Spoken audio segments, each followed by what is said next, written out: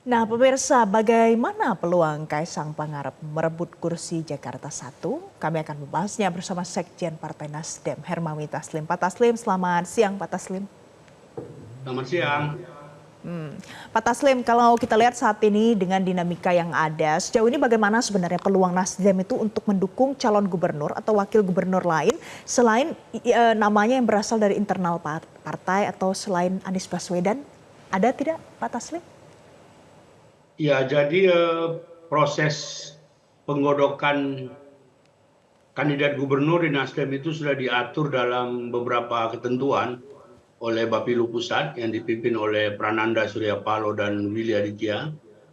Bahkan DPW DKI sudah melakukan pleno bersama Bapilu Pusat tanggal 11 Mei lalu mengkristal beberapa nama. Dari internal itu ada Ahmad Sahroni, bendahara DPP yang juga adalah Wakil Ketua Komisi 3 DPR RI. Ada Wibi Andrino, anak muda dari kalangan milenial, Ketua Nasdem DKI yang sebentar lagi akan menjabat sebagai Wakil Ketua DPRD DKI. Lalu ada nama Anies Baswedan dan beberapa lagi. Nah, menurut edaran yang telah disebar oleh Bapilu, rekomendasi Nasdem itu mulai dari sekarang sampai 31 Juli. Jadi kami masih punya waktu 30 harian untuk terus melakukan proses dialog dengan kawan-kawan di akar rumput, mengikuti dan mencermati dinamika politik, sehingga kalau ditanya Nasdem akan menjatuhkan pilihannya kepada siapa, terlalu pagi untuk menjelaskan itu karena masih on proses. Nah, beberapa nama yang sudah beredar memang itu juga bagian dari rekaman radar kami, tetapi sekali lagi untuk menjatuhkan rekomendasi, seperti kita ketahui kalau di Nasdem itu rekomendasi itu hanya satu nama.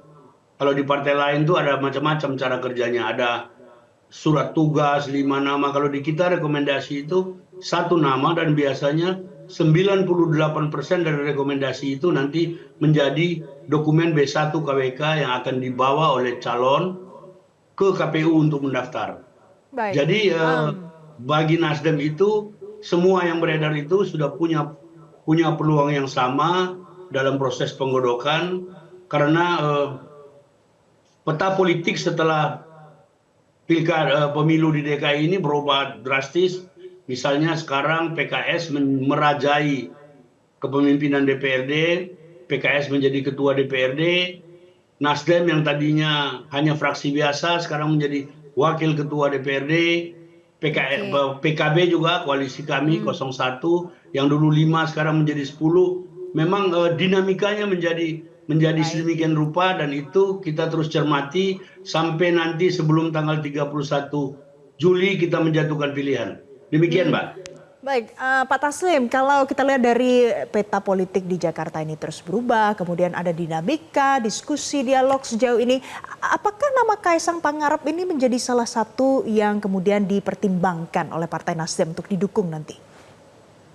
Jadi yang seperti saya katakan tadi, semua nama yang beredar itu punya peluang.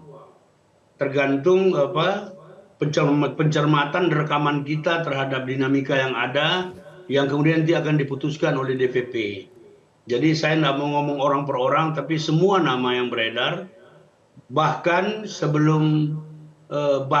calon-calon independen itu pun masuk dalam rekaman kita, dan itu akan menjadi pertimbangan kita nanti tentang siapa sesungguhnya yang akan menjadi jago Nasdem di Jakarta. Demikian. Apa poin-poin indikator pertimbangannya Pak Taslim untuk mengusung orang tertentu yang mungkin berasal dari luar Partai Nasdem untuk maju nanti di dalam Pilkada Jakarta? Jadi ada banyak sekali kriteria, tetapi yang jelas yang pertama, kami sejak Nasdem ini berdiri, dia senantiasa mengacu kepada salah satu indikatornya survei. Yang kedua, apakah dia bisa memberi efek elektoral kepada Partai Nasdem di 2029 nanti. Yang ketiga, tentu dia mendukung visi perubahan, mendukung anggaran dasar, anggaran rumah tangga, dan keputusan-keputusan lain Partai Nasdem. 3 poin besar ini akan menjadi pertimbangan utama kami selain lobby-lobby dan dialog-dialog dengan partai lain. Saya kira demikian. Jadi tidak menutup kemungkinan nama yang akan diusung ini berasal dari luar Partai Nasdem, Pak Taslim? Jadi begini, dalam penentuan mencari kepala daerah, seperti juga dulu waktu menentukan presiden, kami tidak mengharuskan dari internal, karena yang kita pilih itu adalah pelayan publik, bukan pelayan partai. Pelayan publik. Jadi kita mau cari yang paling komprehensif, yang paling bermanfaat bagi daerah, yang paling bermanfaat bagi nusa dan bangsa, dari manapun dia, yang penting dia anak bangsa, dan kita bisa saja menjatuhkan pilihan.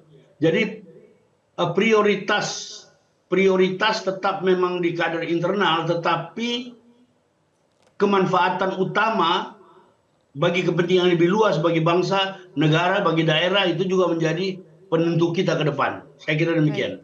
Jadi sekarang kan sudah ada 3 nama ya Pak Taslim ya yang disampaikan kepada publik. Mulai dari Anies Baswedan, kemudian ada nama Ahmad Syaroni, Wibi Andrino. Ya, semua masyarakat sudah tahu, berarti bisa jadi muncul satu lagi nama yang nanti akan didukung oleh Partai Nasdem. Atau mungkin 2 nama lagi? Jadi begini, 3 nama itu kan merupakan hasil pleno, usulan DPW DKI. Nah, DPP sangat memperhatikan aspirasi dari bawah, termasuk aspirasi DKI. Tetapi tidak terikat kepada 3 nama itu. Masih ada 30 hari kita terus berdinamika dengan komunitas-komunitas lain, berdialog dengan partai-partai lain, dengan 3 parameter utama yang tadi saya katakan.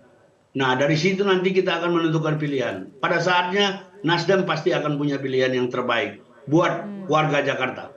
Berarti kesimpulannya ada peluang Partai Nasdem akan mendukung Kaisang Pangarep.